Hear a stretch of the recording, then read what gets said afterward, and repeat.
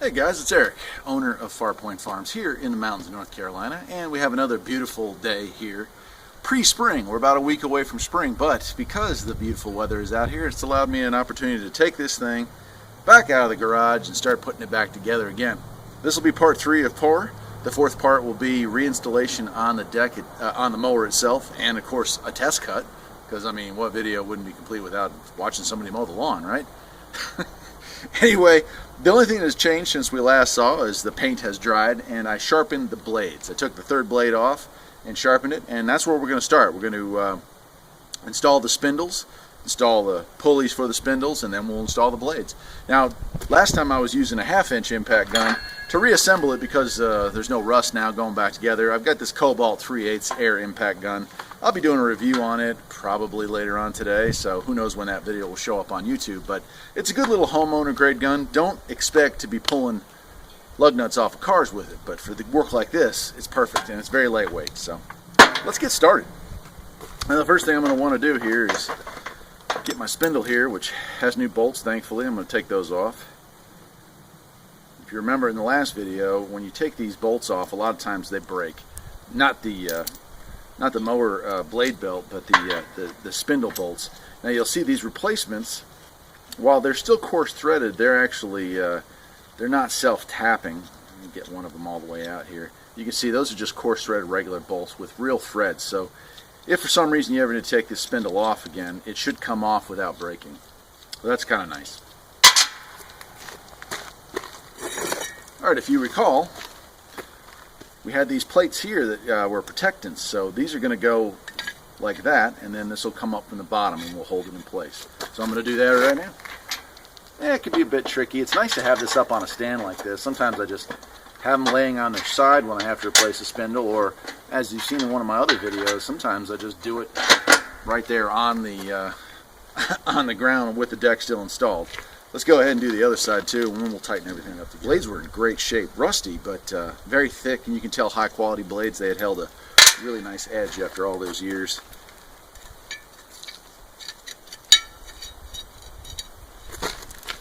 Same thing here, I'll slide this up underneath, kind of hold it in place. I want to get my bolt started.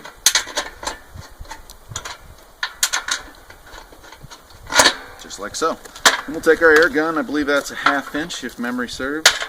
Why, it sure is. Go ahead and tighten those up. Don't have to go crazy.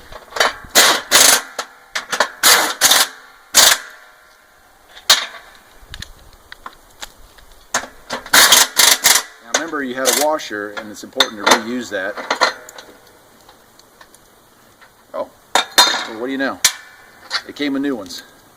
That's kind of nice. We'll go ahead and tighten these on, get those started. Same thing with the other side here.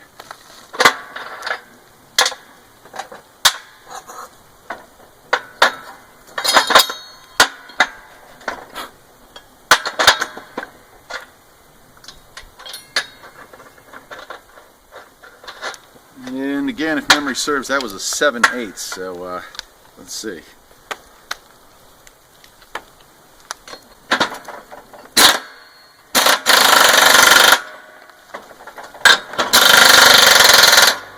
Nice.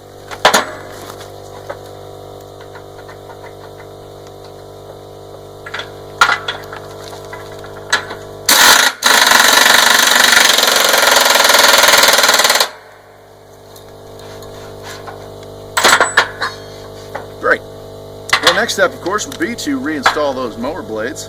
And again, if memory serves, I think those were 9/16. Yeah. Well, we got a hole right here. Let's find out. Yep, 9/16. So I'll go ahead and come around the front side and reinstall those 3 bolts.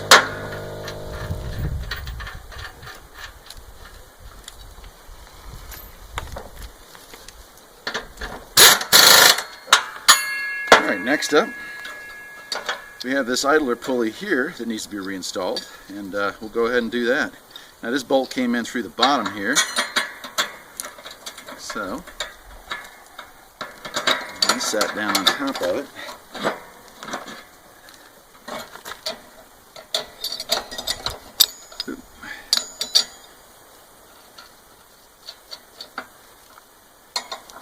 If I recall, that was a 1/2 inch, or it looks like it is anyway.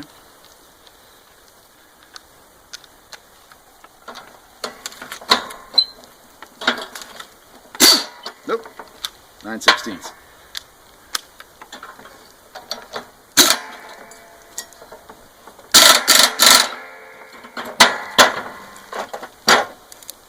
Yep, that spins free, so that's good. Okay, we got this other one here. If I recall, that one lives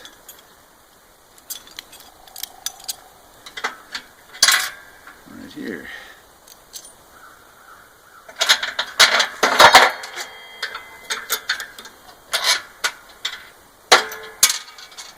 Now, it's entirely possible that I'm getting one or two of these wrong. I do have the screen up in there. Slide that in. There we go. That has the wiring, or not the wiring diagram, but the parts diagram. That kind of like the cover to a puzzle. Cool. All right. Well, there's not a lot to that, is there? All right, now let's see what else we got here. We've got our two covers. We'll set those aside. One goes right there. And the other one goes right there. But we're not quite ready to put those on because we don't have our belt on yet. We'll just place those there for right now. But we do have, and this is something not many people replace when they break, but yeah, I decided to go ahead and do it since I was trying to, get a few more years out of this. And that would be your grass shield, your dust shield. Go ahead and remove this little cover here. Now that's going to sit right there, right? So there's a pin and a spring that go along with that. And here they are right here. Oh yeah, and the part that'll definitely disappear on me, the little press washer that goes in between. Yeah, this one's a little tricky.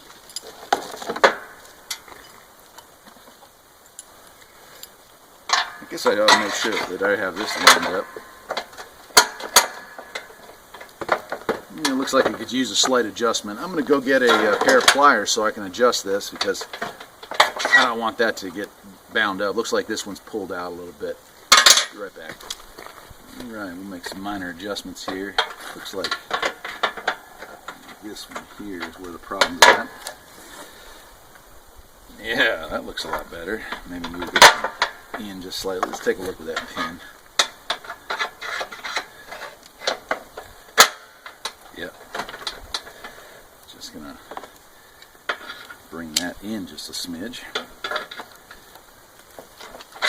Hey, look at that. So, when these things get beat up over the years, a lot of the stuff breaks, people don't replace it. Most of the time it's because we have a situation like that where it just feels like it won't fit anymore, but more often than not, with a little bit of prying, a little bit of moving, I didn't even have to use the hammer. You can get right in there and get that fixed up. So let's go ahead and try to figure out the location of this spring. I do remember it's being kind of confusing. I think it's I think it's a tricky one. Things like that.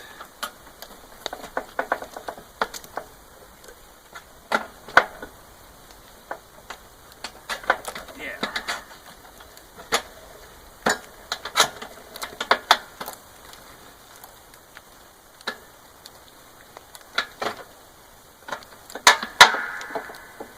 Give it a little tap here.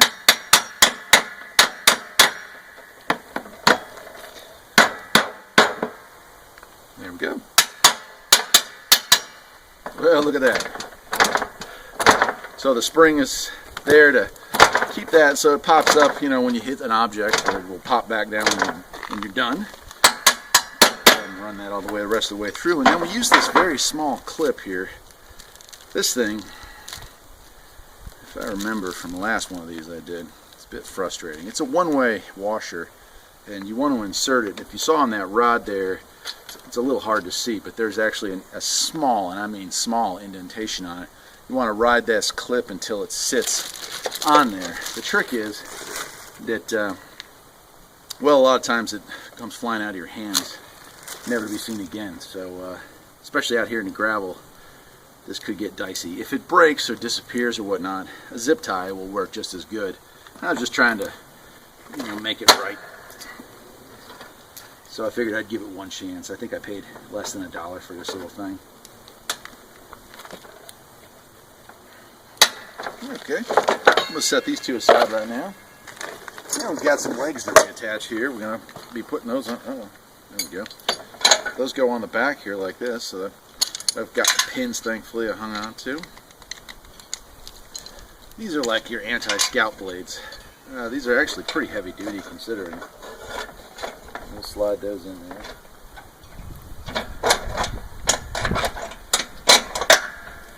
Okay. Same thing on the other side.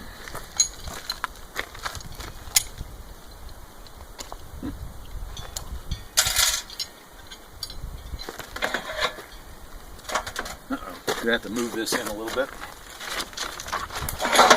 Oh, there we go.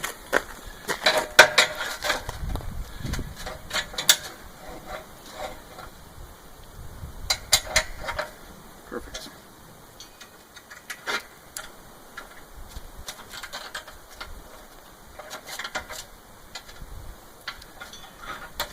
All right, now we're really coming along here. We got our two front pins here. Went through there. So let's go ahead, we'll mount those.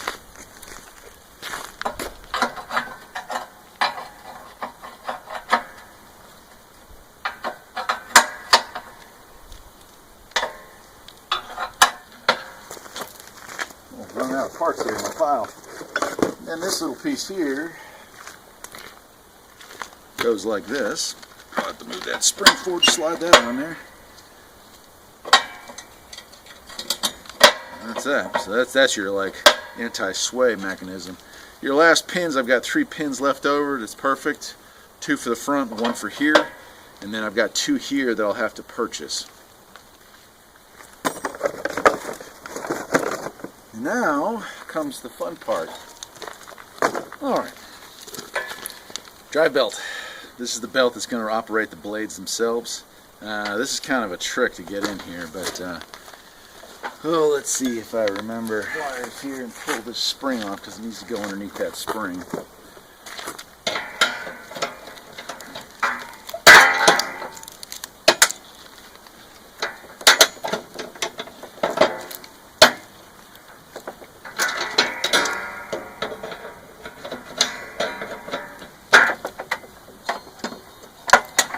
There we go.